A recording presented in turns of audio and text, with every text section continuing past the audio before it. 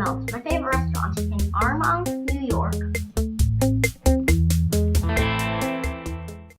Hey guys, it's Minecraft here today, and today we're going to take a look at 3 cool piston elevators. So I used to really not understand the concept of piston elevators, and the 2 others are over there, as you might have saw in the title. 5 tiny piston elevators. Well, actually, maybe not tiny, but So the first one is the translocation piston elevator, which is actually pretty fast. I was mainly just so you just hold like this. It's actually really fast. So then, you can use win buttons for this one too, but whichever I'd be normally using, except because I think win buttons like better. But anyways, so it works by just sending a redstone pulse through a pulse shortener, which makes it just go up and down really quickly. Piston extending. Yeah. So then, this one is this is just a standard piston elevator. If you press this one's actually really fast. I think it might be the fastest one of all. And this works by, if I quickly show you, this is how it works. It just goes like this. But that just pushes you up. And so this is repeated several times with a torch tower, which is redstone circuit to allow you to make vertical redstone. But yeah, this one's a 1x1 piston elevator I invented, and all these I actually did invent. Although this one is, these ones are all taken inspiration. Circuitry is taking inspiration from twists. But yeah, you can just go up and down with this.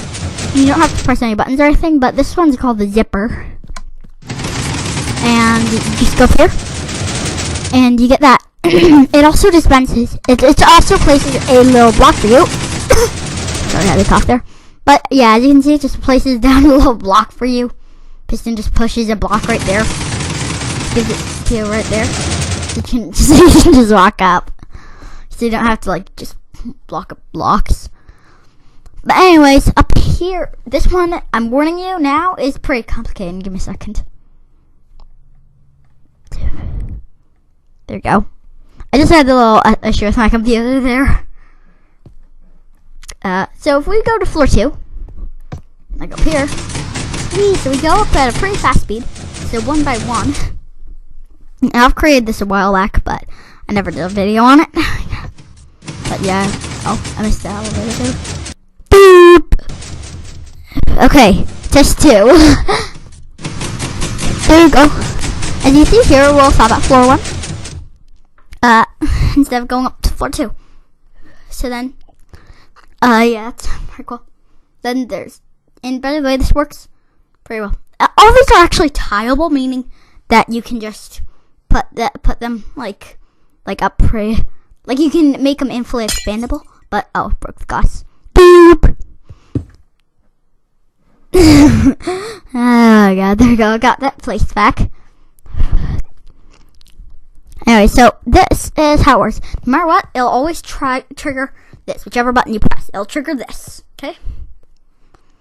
After quite a while, though, that gives you time to enter. So then it goes up to here, and this is just a really big 1x1 piston elevator. Now, to actually make the floor selecting thing, which is a lot more complicated, when you press floor 2, the signal strength won't be strong enough to actually go through to here. See? Nothing happens when you press floor 2, but when you press floor 1, the comparator will not let any redstone circuits go through.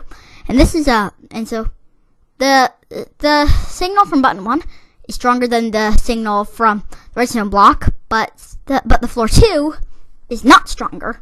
So it means the comparator will stop and then start the redstone signal whenever the thing starts. So that means that it'll still activate the other thing to make it go up the whole way.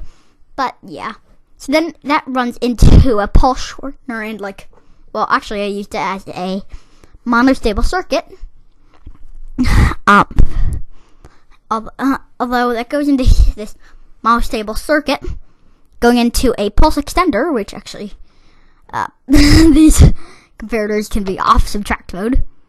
and then that goes into this redstone torch. So after a little bit of time, after the redstone torch turns back on, then all this redstone will start to go up.